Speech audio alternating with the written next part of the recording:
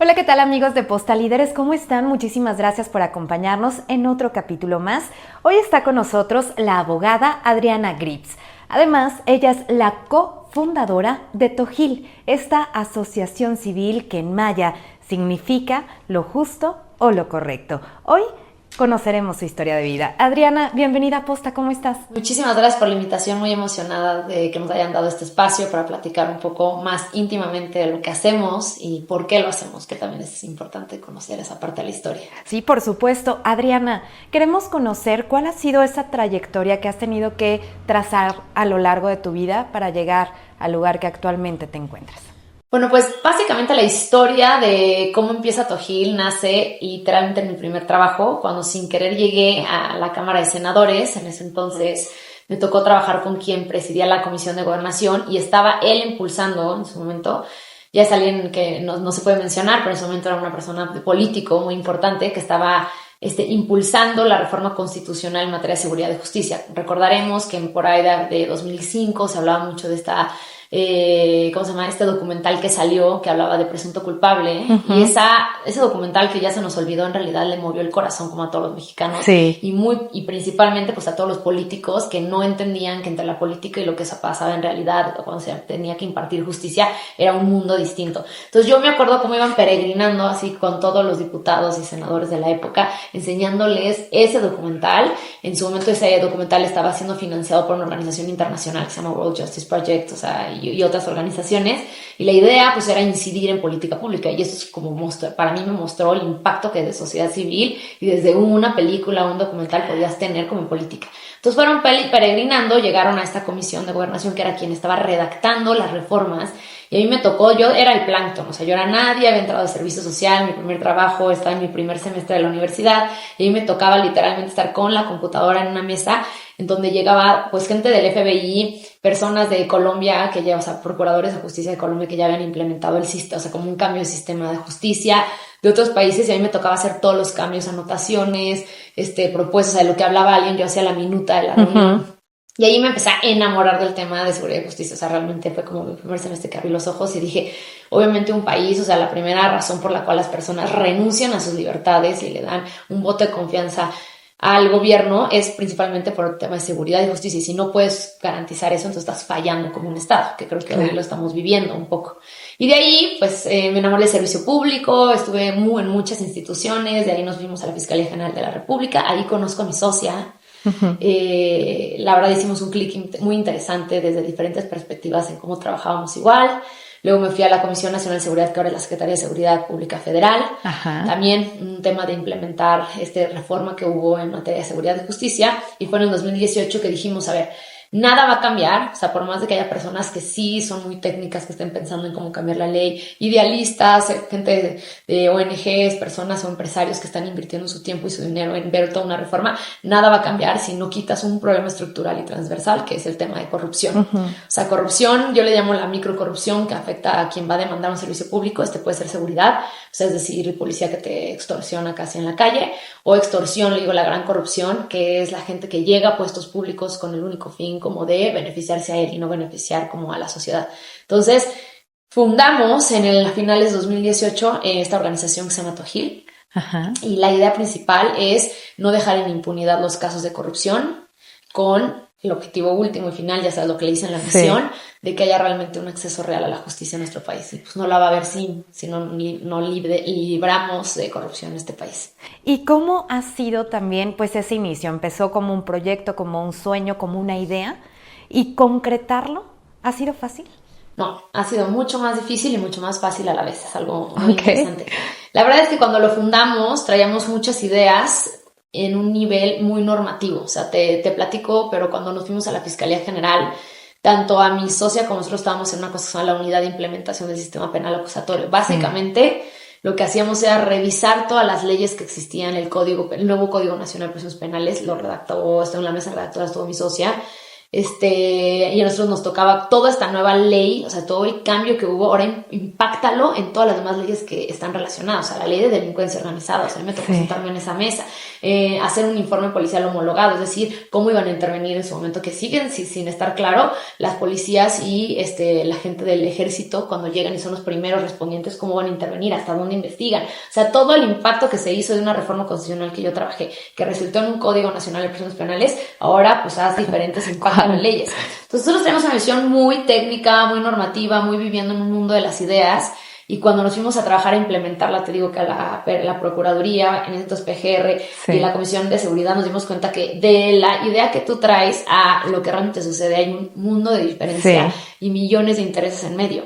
Y entonces cuando llegamos a Tojil, pues sí era como un sueño, y inició mucho como el vamos a ayudar a implementar correctamente, nosotros entendíamos correctamente el sistema penal, y pues en este proceso de depuración de corrupción nos dimos cuenta que era mucho más complejo, que es algo completamente arraigado a las instituciones, que hay muchos servidores públicos que sí son buenos servidores públicos, que sí tienen una buena intención, que sí están haciendo su chamba, y que a veces es un tema de sistema. Yo le digo, no es el servidor público el que es malo, es un sistema el que está podrido, o sea, un sistema que tiene como incentivos perversos. Entonces hubo un giro a realmente ver, ya no me voy a concentrar en a lo mejor la responsabilidad específica de un servidor público, que es como a lo mejor el último eslabón de toda una cadena de mando, sino a atacar las redes que hacen que la estructura esté mal. Entonces nos vamos a concentrar mucho en la gran corrupción, y ahí llegamos a empezar a buscar casos grandes donde estuviera lo que le llamamos el beneficiario controlador, o sea, quién realmente estaba orquestando todo este robo de recursos que no fueron asignados, por ejemplo, no sé, a medicamentos, por ejemplo,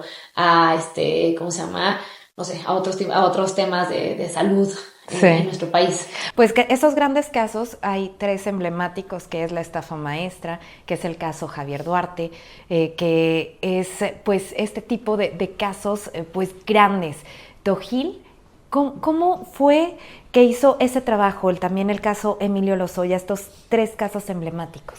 ¿Cómo trabajaron? Pues justo le estás dando al punto importante. Nos dimos cuenta que, a ver, en todo este problema no hay justicia porque hay un cáncer que es transversal, que es corrupción. Y corrupción, nos dimos cuenta que las víctimas, tú pensarías, no, pues ¿quién es la víctima de que no llegan los medicamentos a Veracruz? Tú dirías, evidentemente el niño o la persona que no, pero también todos los demás, o que no se haya asignado, o sea, pensemos en estafa maestra, que salieron de la Secretaría de Desarrollo Social, que no se haya desarrollado un colegio correctamente, que no haya una plaza pública desarrollada, que no hayan llegado despensas a una persona. Tú dirías, claro, a mí no me llegó ninguna despensa, entonces yo soy el afectado directamente, por ende soy la víctima, pero también todos los demás que nos vimos, o sea, con que toda la sociedad que pagamos impuestos, que creímos que ese dinero se iba a ir a mejorar las condiciones de educación y de salud, pongamos esos 2 ejemplos, nos vemos afectados. Entonces desarrollamos con una conceptualización, y nosotros seguimos llamando, y la seguimos peleando, de que las víctimas de corrupción somos tú, yo y todos, ¿no? Porque a mí no me llegó el medicamento directamente. Bueno, en esa lógica, las grandes estafas maestras o las grandes temas de corrupción o casos de corrupción que empezamos a ver, que había muchos periodistas que las investigaban, que las sacaban, nos dimos cuenta que no llegaban a nada más que un reproche ciudadano. O sea, el día de mañana podía, y sigue sucediendo, o sea, sacas toda una investigación, somos el país más letal en contra de periodistas, o sea, los periodistas son los que más matan y más en temas de corrupción. Por ejemplo, hay incluso periodistas que ponen en riesgo su vida, o incluso, o sea, sí llegan como a ser asesinados injustamente. Sacan su reporte, lo publican, y no de ahí a una sanción empezamos como a medir eso y no hay ninguna sanción. O sea, muchos de esos casos, y tenemos un proyecto hoy en día que mide justamente eso, que se llama el corruptómetro, muchos de los casos que los periodistas pelean por hacer pública, no queda más que en un reproche y no están ni siquiera siendo investigados por autoridades competentes. O sea, olvídate de llegar a una sanción. Y de los que están llegando a sanciones es un 0.04%, o sea, una cosa absurda de que nadie está siendo sancionado en este país. Entonces, evidentemente estás mandando un mensaje de impunidad, es decir, aquí no pasa nada. No pasa nada si robas dinero, no vas a ser sancionado. O sea, toma el riesgo es muy bajo para que llegues a ser sancionado. Entonces, ¿qué hicimos? Empezamos como una conceptualización de quiénes somos las víctimas, y dijimos, pues la verdad es que todos, ante un país donde no hay una sanción, todos somos la víctima, y pues tenemos que escoger unos casos que sean como muy emblemáticos, donde se muestre muy bien el daño a la colectividad, y esos casos empezamos a litigar. Está interesante porque hicimos como una estrategia de litigio estratégico aquí, para empezar a litigarlos a nivel penal. ¿Y cómo empezamos, o cómo ¿Cuál era el diferenciador? Es que pedimos el reconocimiento de víctima colectiva de la sociedad y de la organización como representante de. O sea, entendemos que no todo el mundo puede dejar de sus labores todos los días para irse a parar a los juzgados y decir, ¿sabes qué? A mí me interesa que castiguen a la persona que se está robando dinero en mi ayuntamiento o en mi municipio o en mi alcaldía. Sabemos que la gente tiene cosas que hacer, pero sí existen organizaciones que nos dedicamos a eso. Entonces lo que queríamos era como darme esa representación social para que yo, que sí me dedico a eso y de eso vivo, me dejes participar y tener como los derechos procesales en un procedimiento en contra de estos grandes casos. Llevamos 3 litigios, o sea, en un inicio iniciamos con 3 grandes litigios, que fue el de Javier Duarte, el de la estafa maestra, bueno, y el de Odebrecht. Uh-huh. Y todos tuvieron su salida muy interesante. El de Javier Duarte nos ganó el reconocimiento por primera vez a nivel federal en un amparo de las víctimas colectivas y Tom Gil como esta representante de víctimas. Estuvo muy interesante. La estafa maestra nos negaron a nivel federal desde el principio ese carácter de víctima, pero nos reconocen el derecho humano a vivir en un ambiente libre de corrupción. O sea, en una tesis jurisprudencial se reconoce. Y en el tercero, en el caso de Lozoya, pues nos cerraron el canal a todos, o sea, nos negaron, no hubo como un reconocimiento, pero este caso estaba súper interesante porque nos dejó ver cómo estaban haciendo simulaciones que impartían justicia a través de lo que nosotros llamamos criterios de oportunidad o lo que se llama un testigo colaborador. Entonces, estuvo interesante porque terminamos como peleando la parte de las figuras de testigos colaboradores no pueden ser utilizadas como para defender o encubrir temas de corrupción. O sea, estuvo muy interesante. El de Javier Duarte, al final, no es a Duarte a quien denunciamos, lo cual siempre es importante decir, sino estamos denunciando a la propia fiscalía por un tema de cohecho, por un tema de soborno, para haber recibido un supuesto soborno y con eso haber dadole mejores condiciones en su sentencia o lo que nosotros decimos, le dieron un proceso abreviado en vez de haber sido un juicio y haberlo sentenciado por muchos más años. Esto le decimos como una simulación de justicia. Es decir, acordaron con el ligero Weber, en vez de darte 25 años por delincuencia organizada y por cohecho, te lo voy a reducir, ya no te voy a acusar por DO, ahora te voy a acusar por asociación delictuosa y con eso sí puedo darte con buenos beneficios 3 o 4 años. Entonces, esas negociaciones que se dan tras bambalinas es como para decir, sí. Los acuerdos, ¿no? Sí te sancioné, es el único caso que tenemos de sanción por corrupción, pero vas a salir y vas a tener tu dinero intacto, que es lo que está ocurriendo, está a punto de salir con su dinero intacto. Sí. Lo mismo en el caso de la estafa maestra, pues vimos una sanción bastante ridícula en contra de en su momento quien era la secretaria, y pues nadie se preocupó por investigar a toda la gente que está abajo, a Cebadúa, o sea, que era el tesorero en ese momento que fue quien firmó, o sea, como que hemos visto puras simulaciones, y pues la idea de hacia dónde va Tojil, pues es buscar que sí se sancione, y sobre todo que haya un tema de recuperación de activos de ese dinero. O sea, no nos importa tanto que, o sea, sí que bueno que terminaste en la cárcel 3 años, pero ¿y ese dinero por qué no regresó? O sea, lo único dinero que regresó Duarte, por ejemplo, fueron como cerca de 57,000 pesos después de todo lo que se llevó. Entonces eso como sí ha sido como un objetivo muy claro. Y de estos 3 casos nace, y ahorita estamos en ese punto, como no hay condiciones en nuestro país de lograr una persecución penal justa en contra de las corrupciones, hemos buscado jurisdicciones internacionales. Una de ellas es la Comisión Interamericana de Derechos Humanos, que ellos ven casos en contra de estados de violación de derechos humanos, pero contra el Estado mexicano. O sea, el Estado mexicano es responsable de haber violado derechos humanos. Y el caso de corrupción es un caso interesante a nivel internacional porque no se habían visto como una violación a derechos humanos. O sea, corrupción y derechos humanos se entiende el vínculo, o sea, es decir, en un país que hay mucha corrupción, pues es muy difícil que se garanticen los derechos humanos, pero no se había tratado como un caso de corrupción. Entonces, lo que hicimos nosotros es un litigio otra vez estratégico de llevar este caso contra el Estado mexicano, o sea, afectando mis derechos humanos a un acceso, bueno, el mío y el de mi socia como personas individuales y como en este vehículo que era Tojil, diciendo que no tenemos un acceso real a la justicia porque pues aquí se simulaba justicia y pues no había como una pero había una violación a los derechos humanos, que era México, ¿no? Todos los ciudadanos. Por parte del Estado mexicano, en particular de la Fiscalía. Y somos el primer caso que entra y está siendo o sea, ya se fue admitido en la Comisión Interamericana y cambia para la región muchísimo, porque la región latinoamericana sufre lo mismo. Tienes gobiernos que son tan corruptos que no se autoinvestigan, o sea, hay un desincentivo de que el propio presidente o la fiscalía se autoinvestiga a la gente que trabaja en sus propios partidos políticos, o sea, hay todo un interés muy perverso ahí también. Y entonces, para toda esta región que todos sufrimos de lo mismo, abrir tribunales internacionales o instancias internacionales es un paso gigante, claro, para que alguien pueda conocer a alguien con un interés en este país, en la política, y seguir creciendo, que no se benefició por esas grandes redes de corrupción, pues sí se investigue y se sancione al país, al Estado. Entonces este es un primer caso bastante interesante. Y en esa misma línea ahora tenemos trabajos en otras jurisdicciones que han abierto. Estamos llevando ciertos casos en Estados Unidos con diferentes mecanismos. Estamos llevando otro caso en la Corte francesa, que también abrió jurisdicción para temas de corrupción y lavado de dinero. Tenemos otros casos pendientes, también otra jurisdicción como Reino. O sea, sí hemos empezado como a buscar instancias internacionales. Ok, y con todas estas investigaciones, estos casos que son tan emblemáticos, fuertes también, ya lo mencionabas en casos de periodistas amenazados, asesinados por sus investigaciones, ¿han tenido algún tema de seguridad ustedes? Sí hemos tenido cosas, o sea, por ejemplo, hace poco en el tema del corruptómetro, que te platico rápido. Tenemos varios, o sea, hacemos toda la parte del litigio, que como verán es el corazón de lo que hacemos y de dónde nació la idea. Pero también tenemos temas de impacto público, es decir, de política pública. O sea, ayudamos mucho a las instituciones que se dejan ayudar, como en temas de anticorrupción. Y uno de los proyectos que tenemos es hacer una plataforma que se llama el Corruptómetro, que lo pueden buscar en la página corruptómetro.com.mx, y lo que hace es llevar literalmente un conteo de todos los investigaciones de corrupción que se han publicado en medios nacionales desde hace 2 años, más o menos llevamos 2 años, y vemos qué montos son los que se están siendo desviados, qué partidos políticos es el que está involucrado, si es de alcaldía, es de qué partido político, y de dónde está siendo robado ese dinero, es decir, del sector salud, del sector seguridad, del sector, a otros sectores. Entonces, como un mapeo. Y la parte importante aquí es de estos casos que salieron públicos, cuántos realmente tienen una investigación oficial atrás, ya sea en tema administrativo o penal, y las cifras son terroríficas. Casi la mitad no tienen, 40 y tantos %. ¿Y de dónde sacan esos datos?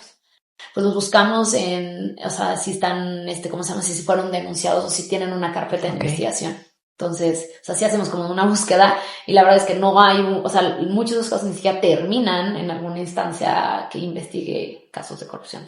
Y bueno, y luego de los que sí se aperturaron, cuando ha habido sentencia, que las sentencias también son públicas. Bueno, y referente a todo eso que han hecho de investigación, sí. ¿Han tenido algún tipo de amenaza? Este es un ejemplo. Hace poco tenemos un colaborador, que es un periodista, Arturo Ángel, que lo conocían. Sí. Él colabora con nosotros en esa página. Y él, cuando todavía estaba en la mañanera, el expresidente menciona que el único caso que quedó en su sexenio impune de corrupción había sido el caso Segalmex. En un Twitter, este colaborador le contesta y le dice: no es cierto, métanse a Corruptómetro y vean, hay muchos más casos que han quedado impunes en este sexenio, y en cuestión de segundos, nos tumbaron la página. Wow. Sí, es muy interesante. Bueno, ya después, obviamente, tuvimos que contratar como un tema de ciberseguridad y volver a montarlo, pero bueno, nos desactivaron como por 2 días. ¿Qué legado quieres dejar, Adriana, en nuestro país? A mí me encantaría que realmente la justicia no le pesara. Yo siempre digo que si alguien tiene un tema, pero olvídate, todos pensamos en el peor escenario, que es, desaparecieron a mi hijo, que es el peor caso. Yo creo que no puedes imaginarte uno peor, y que no haya ninguna instancia que te ayude a buscarlo. Pero imagínate en algo más sencillo, como realmente tener una disputa con tu vecino y ya vivir estresado porque no hay nadie. El tema de la justicia para mí es cargar como una persona de una enfermedad terminal que le quita a todas las personas no solo su paz, sino también como su capacidad de cuidado, de su familia, además, sus amistades, y de realmente ser alguien que genera para la sociedad algo positivo. Entonces, si tú realmente como Estado no estás otorgando justicia, le estás quitando muchísima paz a las personas. La convivencia sana no se puede dar en un ambiente donde las personas se tienen que autodefender porque no están recibiendo esa defensa de justicia por parte. Entonces, para mí, mi legado y lo que quiere Sarto Gil realmente sería que se dejara por un lado la política y por otro lado el tema de los servicios básicos, y creo que la justicia no debe ser tocada por la política. Yo entiendo que política es un juego, que la gente puede cambiar un poco de tendencias económicas o de tendencia de qué tantos apoyos debe haber, de izquierdas y de derechas, y se vale tener los comentarios, pero yo creo que el básico que no debería de tocarse es salud, seguridad y justicia en un país. Finalmente, para las personas que nos ven, que nos escuchan, ¿cómo se pueden acercar a esta asociación ATOGIL, o cómo funciona quien necesita también denunciar algún acto de corrupción, ¿cómo pueden acercarse con ustedes? Tenemos un proyecto también muy grande que es como que el más popular, porque yo creo que su personaje o su cara es un perrito que se llama Teo, para todos los ciudadanos de de 3 grandes urbes y otras, por ejemplo, Ciudad de México, Estado de México, de Nuevo León, Quintana Roo, Puebla y me está faltando alguien, Oaxaca. Tenemos un perrito que se llama Teo que está conectado a las secretarías de seguridad y a las fiscalías, y cualquier ciudadano, si te sientes que eres víctima de algún tema de corrupción, de abuso de autoridad, de alguna irregularidad por parte de un policía que sea de la calle o de un policía de investigación de una fiscalía o de algún perito o de algún fiscal, nos puedes denunciar. El caso puede ser completamente anónimo o no. No creas que hay una máquina detrás y nadie está leyendo. Hay abogados de tiempo completo leyendo estas denuncias que están llegando, y no, con ayuda de inteligencia artificial nos está diciendo cuáles son como los casos graves. Te vamos a hablar de regreso, contéstenos por favor si somos nosotros. Estamos buscando que nos des evidencia para poder nosotros iniciar como un proceso, y esos procesos estamos iniciando e impulsando, o sea, en los casos que cumplan con los criterios, en la instancia, los asuntos internos y fiscalías anticorrupción, y ya tenemos pues varios casos de éxito de policías vinculados a proceso y de policías que hemos retirado de cargo. Entonces sí estamos como dando resultados, y yo creo que no solo es nosotros, es con ayuda de la ciudadanía. Se vuelve, en vez de tener solo unos ojos, te vuelves pues todos los ojos de la gente que está en la calle. Perfecto, Adriana, gracias por platicar la historia de Tojil, todo lo que han realizado y han alcanzado. Les deseamos de verdad desde Posta muchísimo éxito. Gracias por dejarnos conocer un poquito más qué hace esta asociación. Muchas gracias por recibirnos y pues a participar todos. Muchísimas gracias. Mi nombre es Elizabeth Cano. Los invito, por supuesto, a que nos acompañen en otro capítulo.